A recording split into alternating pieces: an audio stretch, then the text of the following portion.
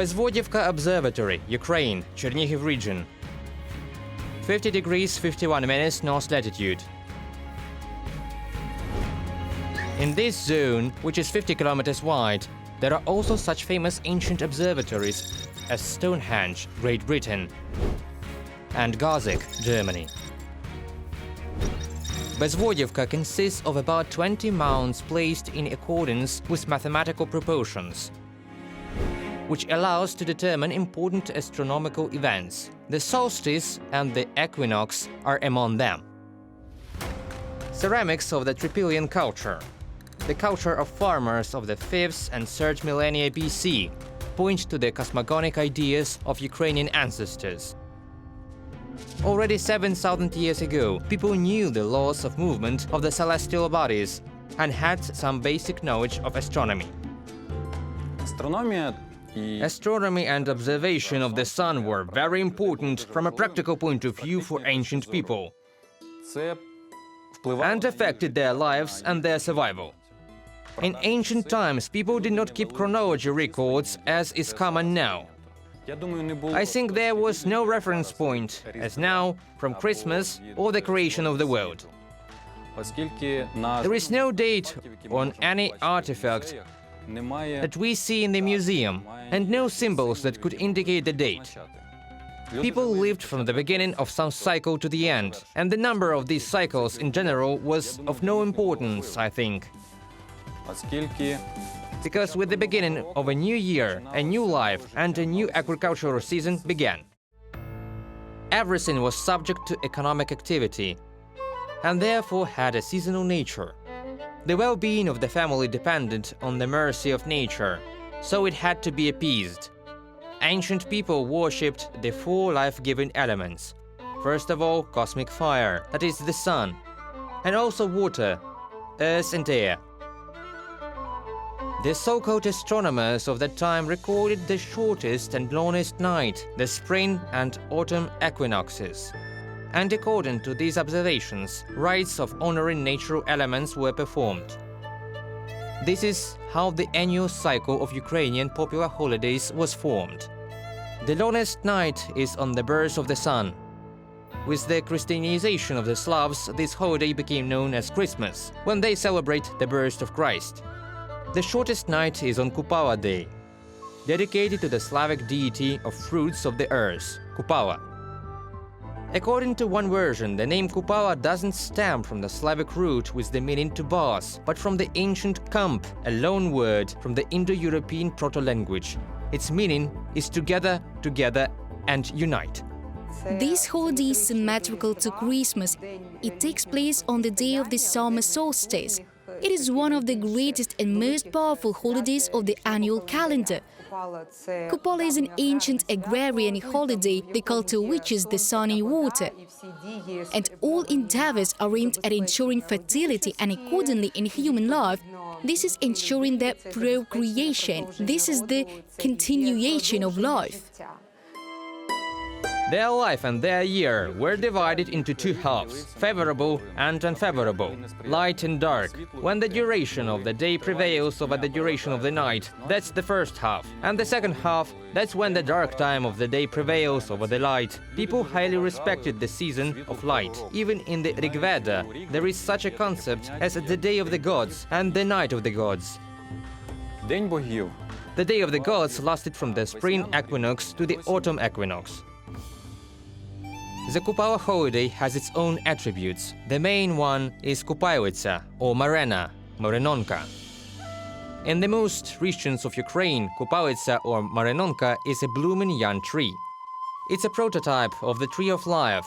It resembles a Vedin Hiltsa, Ukrainian ritual tree of the traditional Ukrainian Vedin, and proves that we are dealing with the rite of marriage of fire and water. Decorating Kupayalitsa was an action of its own. The young man cut down the small tree. Children picked flowers, and the girls braided the tree. All herbs and flowers acquired special energy and healing properties during this period. According to the belief, it was on this night that the fern bloomed. It was considered to be the red flower of happiness. One of the most important attributes woven for this holiday was a wreath. From early morning, the girls went to collect herbs, as the herbs gathered on Kupala Day had a special power for wreaths and in general. Artemisia had a special protective effect, but in general, both for wreaths and for healing purposes, most of the herbs and flowers that bloomed during this period were collected in each region respectively. At the end of the celebrations, the girls took their wreaths with lit candles and let them float on water. Wreaths were floating, and the boys had to catch them and receive kisses for them. If the wreath was sinking or the candle was going out, it was a bad omen for a girl. The Kupala holiday is purification with fire and water, but we still see fire in its greater power and emanation, because it is one of the incredible magical elements.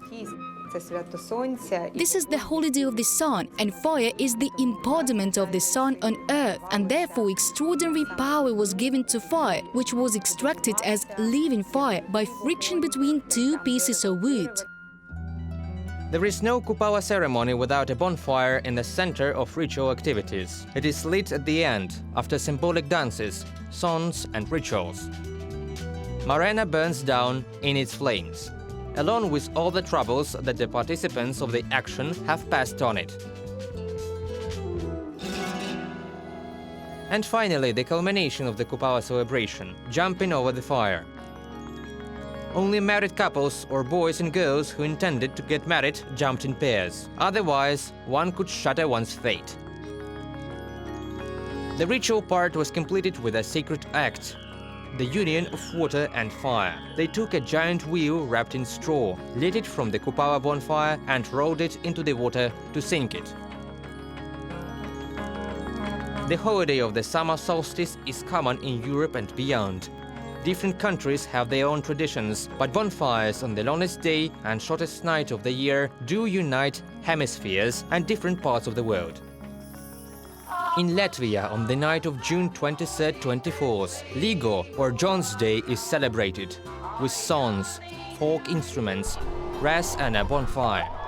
Latvians believe that the light of the flame gives fertility to fields and strength to people. And just like the Ukrainians, they have a belief about the magical flower of the fern, which can be found only once a year. In Poland, the fire lit on the night of Ivan Kupala, or Noc Świętojańska, is called differently: Sobutka in the east, Palinocka in the north, Ognie Świętojańskie in the west.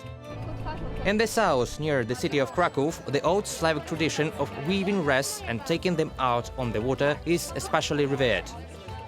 With the adoption of Christianity in most countries, the celebration of the summer solstice was timed to the birth of John the Baptist, who baptized Jesus in the waters of the Jordan River. This reinterpretation of the essence of the event is also reflected in the designations. For the French, it is Fête de la Saint-Jean, Feast of the Saint John. For the Bulgarians, Enyovden. For the Finns, Juhannus. For the Spanish, Fires of San Juan. For Italians, San Giovanni's Day. For Brazilians, Festa Junita. And for the Eastern Slavs, Ivan Kupala. In Finland, Juhannus, the analog of the East Slavic Kupala, is an official state holiday. On this day, the Finns light a bonfire, and instead of the Ukrainian Kupalitsa or Marena, they set up a pool of promises. Just like the Swedes, by the way, for whom this is also a national holiday. In warm Spain, on the shores of the Mediterranean Sea, the 5-day festival Fires of San Juan begins on June 19th. Its climax falls on June 24th, the shortest night of the year.